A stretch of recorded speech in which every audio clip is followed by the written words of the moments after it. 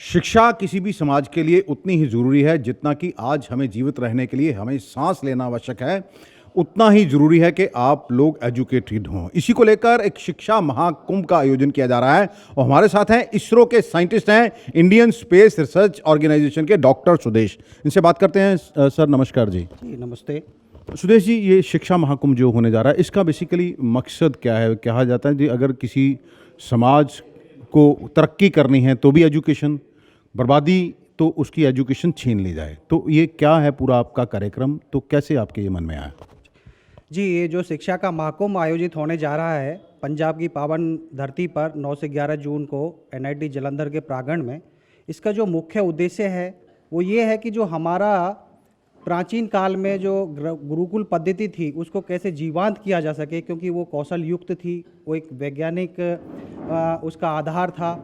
दूसरा इसका मुख्य उद्देश्य है कि जो कौशल है वो विद्यालय तक जाए। अगर कोई बच्चा 6th के बाद पढ़ाई छोड़ता है तो वो बेरोजगार ना बने, उसके पास कोई ना कोई कौशल रहे। चाहे वो 10वीं के बाद पढ़ाई छोड़े तो भी वो किसी न किसी कौशल में पारंगत हो। पहले ऐसा ही था। हमारे यहाँ पे जो हमारी सोसाइटी थी, हमारा जो समाज था वो कौशल आधारित ही था। जो लेदर टेक्नोलॉजी हमारे यहाँ पे कितनी उच्च श्रेणी की थी, यहाँ पे जो हमारी टेक्सटाइल इंडस्ट्री थी वो बड़ी उच्च श्रेणी की थी, मेटलर्जी यहाँ पे बहुत अच्छी थी। तो वो ऐसा नहीं था कि यूनिवर्सिटी में ही जाके उनको वो डिग्री मिलती थी, वो कौशल युक्त होती थी। बचपन से ही उनको गांव के अंदर, गुरुकुलों के अंदर उनको वो छोटी उम्र में वो एक्सपर्ट बन जाते थे। तो कौशल युक्त स्कूली शिक्षा हो।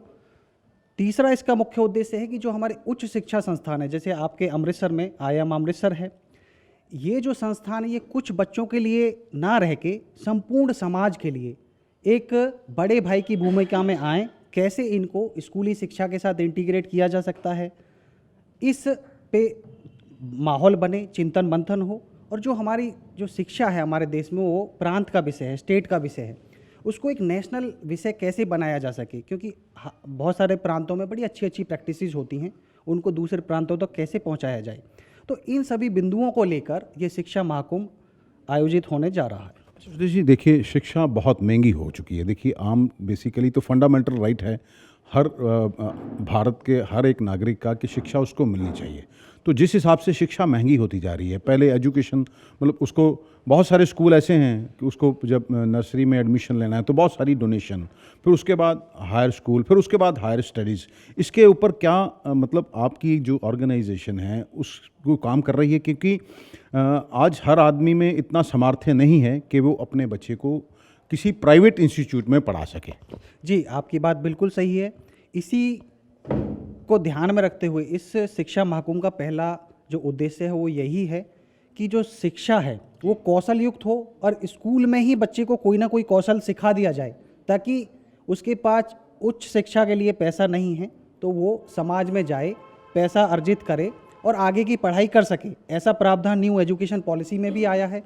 और अगर हम स्कूल स्तर पे बच्चे को इतना काबिल बना दें कि वो पढ़ाई छोड़कर समाज में जाए, पैसा कमाए और आगे कभी भी अपनी पढ़ाई कंटिन्यू कर सके, ऐसा प्रावधान न्यू एजुकेशन पॉलिसी में आ गया है। अच्छा सुदेश जी, कई ऐसे राज्य हैं, अगर मैं ठीक हूं तो उन्होंने प्राइवेट जो एजुकेशन है, जैसे कोचिंग सेंटर है, मेरे भी बच्चे पढ़े, स्कूल में मैंने अलग से फीस दी, कोचिंग सेंटरों में मैंने अलग से फीस दी, तो कितने लोग समर्थ हैं हमें इन चीज़ों को? ये जो प्राइवेटाइजेशन हो चुका है इसका एक मतलब पूरा शोषण हो रहा है अगर समाज का, तो इसके ऊपर आप लोग की कुछ संस्था, जो आप लोग बुद्धिजीवी हैं जो आपके साथ जुड़े हुए हैं, वे कुछ काम कर रहे हैं। कुछ राज्यों में मेरा ख्याल से इसके ऊपर बहुत महत्वपूर्ण तरीके से और सख्ती बड़े लहजे में काम किया जा रहा है।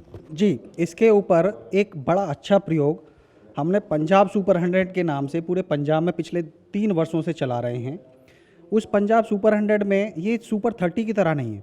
इसमें 5वीं क्लास से बच्चों को सेलेक्ट किया जाता है और निःशुल्क उनको पढ़ाया जाता है और उन लोगों के द्वारा पढ़ाया जाता है जो मेरे तरह के साइंटिस्ट, प्रोफेसर, डॉक्टर्स, इंजीनियर्स, इस तरह के जो प्रोफेशनल्स हैं जिन्होंने उन एग्ज़ाम्स को दिया है, जिनकी ये कोचिंग सेंटर जो बाज़ारों समाज में मार्केट बन गई है, वो तैयारी हम निःशुल्क पंजाब सुपर 100 के माध्यम से कर रहे हैं।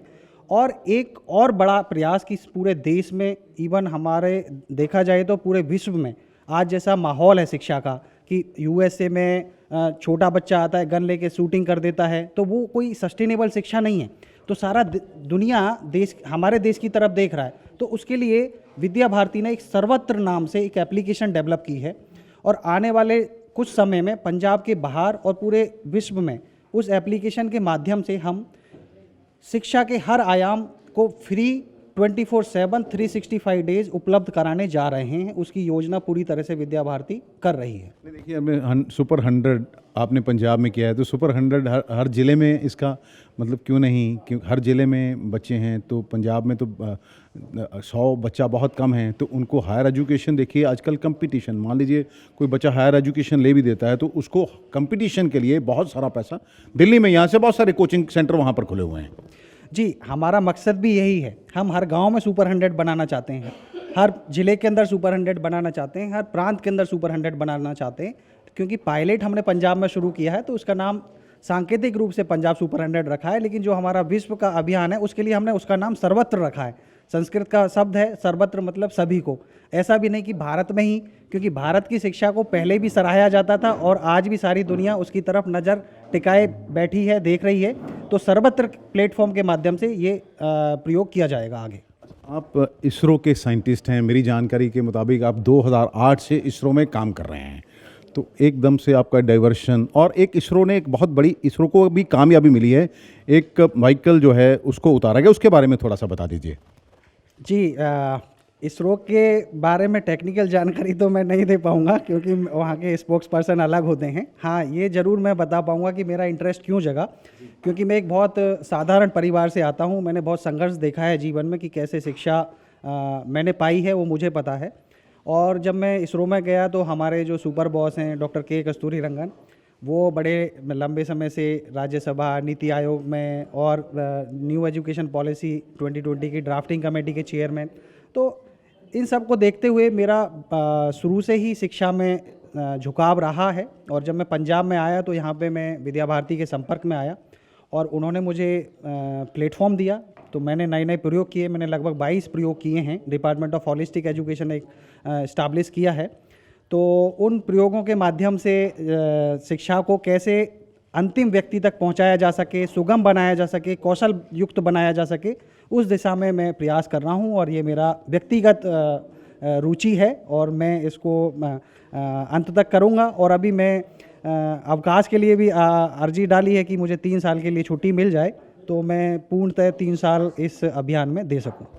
एक इसरो के साइंटिस्ट हुए हैं नंबी नारायण, उनके ऊपर आरोप लगते हैं कि उन्होंने कुछ स्पेस का बेच दिया कुछ डाटा, लेकिन बाद में सरकार को अपनी गलती का एहसास होता है तो उसके ऊपर पिक्चर भी बनी। जब ऐसी एक साइंटिस्ट को बातें सुनने को मिलती हैं तो क्या बीतती है?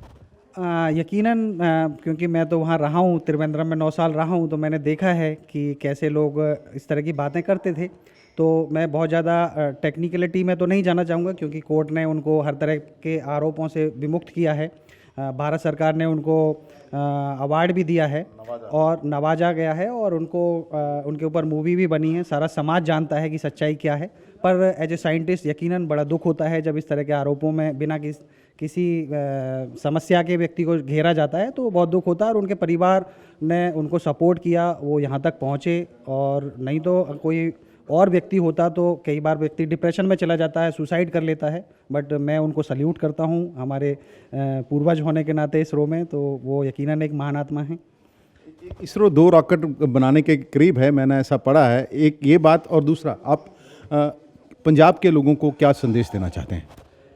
जी, इसरो के बहुत सारे प्रयोग चल रहे हैं, उनके बारे में फिर से आपको कहना चाहूँगा कि मैं नहीं बता पाऊँगा, क्योंकि हमारे स्पोक्स पर्सन अलग होते हैं, वही सारी जानकारियाँ देते हैं।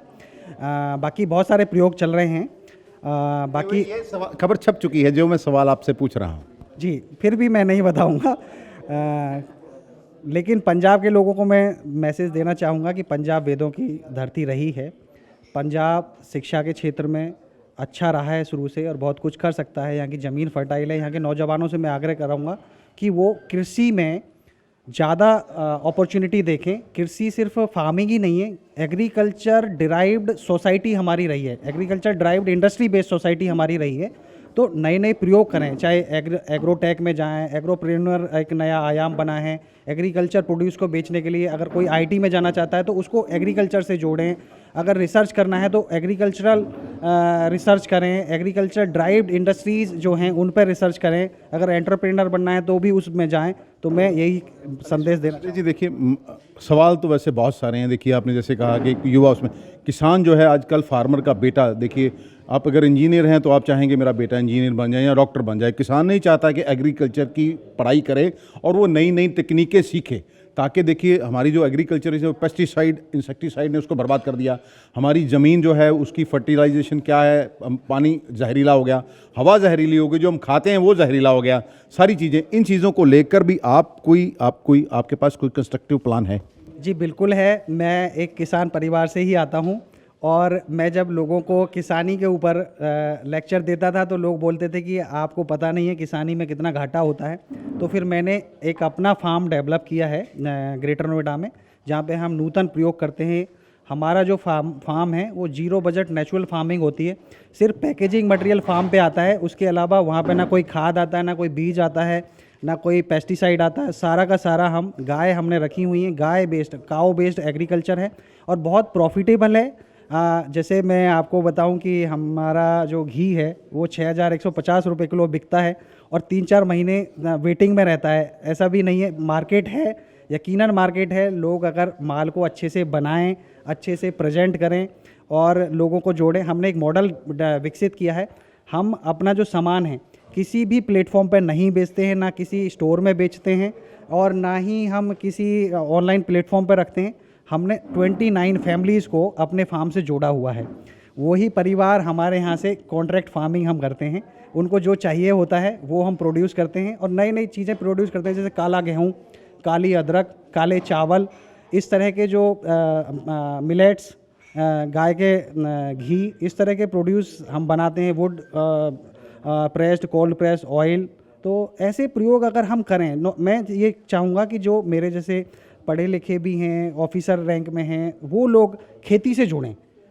अगर वो खेती से जुड़ेंगे ना, मैं जैसे कई कॉलेजेस में जाता हूँ, देखता हूँ, पूछता हूँ कि भाई आपको क्या बनना है, तो कोई बिरला होता, लाखों में एक बच्चा बोलता है, वो भी किसी गांव के स्कूल में जाता हूँ तो कि मैं किसान बनूंगा, फार्मिंग करूंगा, नहीं तो कोई बोलता ही नहीं है। क्योंकि किसानों को ना इस तरह से समाज में प्रोजेक्ट किया गया है कि आप कैलेंडर भी देखो, पीछे मोदी जी ने भी कहा था कि वो किसान ऐसा, उसको दीनहीन दिखा देते हैं। तो छोटा बच्चा है वो देखेगा अरे किसान तो दीनहीन होता है, तो कोई दीनहीन क्यों बनना चाहेगा? किसान को अगर आपको प्रोजेक्ट करना है तो कोई बढ़िया सा ट्रैक्टर हो, गाड़ी हो और उसमें मूछे ऊँचे तो लोगों को लगेगा हाँ मुझे किसान बनना है। तो उसको दीनहीनता से दूर निकालना है और ऐसे नए नए प्रयोग करने होंगे। और जो ऑफिसर हैं, मैं चाहूँगा वो 2-2 फ्लैट्स रखते हैं, 2-2 कोठियाँ रखते हैं, मैं चाहूँगा कि एक 5 एकड़ का एक फार्म भी रख लें और उस फार्म पे 2-4 लोगों को रखें और उसको मतलब कि जो शहर के लोग हैं उनको उससे जोड़ें। तो धन्यवाद हमारे साथ बात करने के लिए। बातें तो बहुत हैं, इसरो के साइंटिस्ट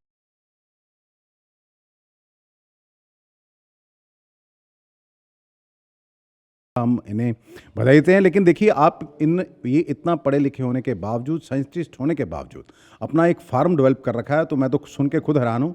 6,000 रुपये किलो में ये घी बेचते हैं और कॉन्ट्रैक्ट फार्मिंग करते हैं। किसानों के लिए भी ये एक बहुत बड़ा संदेश है, क्योंकि किसानी घाटे का सौदा नहीं है, लेकिन हमें उसकी तकनीकों को बदलना होगा। अमृतसर से D4 न्यूज़ के लिए दीपक भंडारी की खास रिपोर्ट।